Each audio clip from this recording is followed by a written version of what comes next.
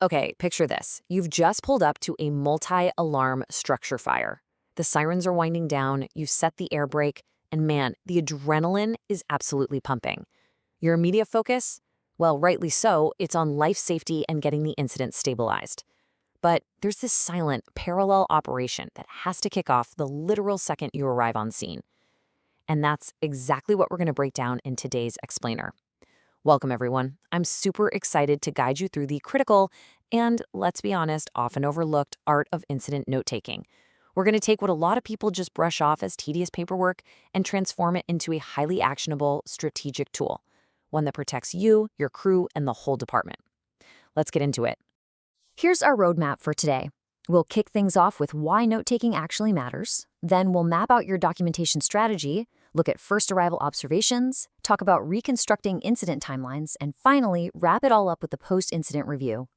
Think of this as your new, essential, standard operating procedure for emergency response documentation. All right, Section 1, why note-taking matters. Because in our world of emergency response, the hard truth is, the job just isn't done until the paperwork is finished. So look, note-taking isn't just something you do, hours later at a quiet desk with a cup of coffee. It happens right there in the field, right in the thick of the action. Whether you're an incident commander running a tactical worksheet or an officer with a notepad in the rain, capturing that raw data in real time, that's an absolutely essential operational step for any successful response. So what are the actual stakes here? Like, why are we really doing this? Well, first off, it gives you the raw data you need to complete those comprehensive fire service reports. But honestly, more importantly, these notes are your official reference for any legal proceedings down the road. Think about it for a second. Science tells us that a massive adrenaline dump severely distorts how we perceive time and details, right? So if you get subpoenaed to testify about a call 3 years from now, there is absolutely no way you're going to remember the exact weather conditions or who made first entry. Your notes, they're going to be your only defense. And finally, meticulous documentation just projects absolute professionalism. It shows you treat the admin side of the job with the exact same tactical precision as pulling a hose line. Which brings us to Section 2, your documentation strategy. Look, hope is not a strategy. And waiting until the tones drop to figure out who's actually writing things down, yeah, that's a recipe for disaster. Okay, we need to ask the fundamental questions. Who, what, when, where, and how. Before an emergency even happens, every single first responder and crew has got to sit down and answer these. Building a bulletproof documentation strategy is a highly actionable tactical protocol. You need to iron this out at the station, right around the kitchen table, way before the call comes in. So how do we do that? Here is your actionable strategy checklist, pulled straight from our source material. As a group, you need to discuss what exactly goes into the notes. How are they kept? Are we talking iPads or classic paper and pen? Who is actually responsible for making and writing them? Like, is it the officer in charge or maybe a designated aide? Where do these notes live during and then after the incident? And of course, when are they taken? By establishing all of this as a standard operating guideline, you're making sure that when chaos inevitably hits, your data collection process is practically automated and everyone on the team is on the exact same page. All right, let's shift gears into Section 3, first arrival observations. This is where that massive spike of adrenaline slams right into your immediate administrative duties. The literal second that brake is set, a mental stopwatch needs to start.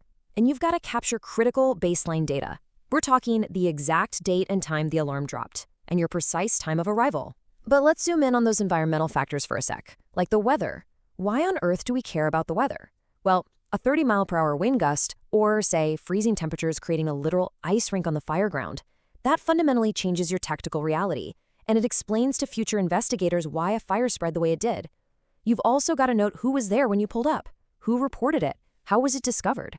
This is crucial intel for fire investigators later on, because, let's face it, sometimes that super helpful bystander turns out to be an arson suspect.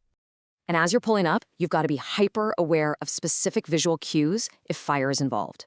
You need to document the exact location of the fire, the color of the smoke, and the color of the flames right as you arrive. I mean, thick, turbulent, pitch-black smoke, that tells a totally different story than lazy, wispy white smoke. And flame color, that can actually tip you off to the type of fuel burning. Is it just a standard Class A room and contents fire, or are we dealing with some exotic chemicals here? Getting those precise visual cues down in your initial notes gives you highly actionable data for the post-incident analysis. Now, moving deeper into the scene itself, your notes have to capture the critical human and physical variables. Was the building secure when you got there, or were the doors already pried open? If there are victims, you need their exact location, their condition, and exactly what you physically observed. Plus, you need an actionable record of your own crew's movements, right? How did you make entry, and who was the very first firefighter through that door? Oh, and do not forget to write down the names and badge numbers of other emergency personnel on scene.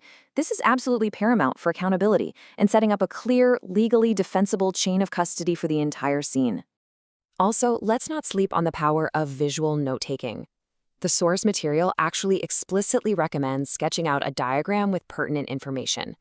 A highly actionable step here is to literally draw the footprint of the building. Mark down where the apparatus was parked, where the hydrants were, where the fire was seated. Seriously, a quick, simple sketch can usually explain a really complex scene way better than a whole page of written text ever could. Okay, moving right along to Section 4, Reconstructing Incident Timelines. This is the part where we take all the absolute chaos of a dynamic response and wrangle it into a structured, chronological, historical record. Let's see how this timeline actually builds out. We start at dispatch, obviously. But look at the very next step, pre-arrival problems. Did you hit insane traffic? Was there weather delay? Or maybe someone parked right in the hydrant lane? Documenting these hurdles is a game changer because it actually protects your crew from liability by justifying any unavoidable response delays.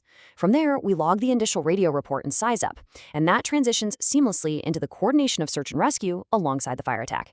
And remember, every single one of these phases needs a hard timestamp. After that, it's all about strict documentation of your tactical steps.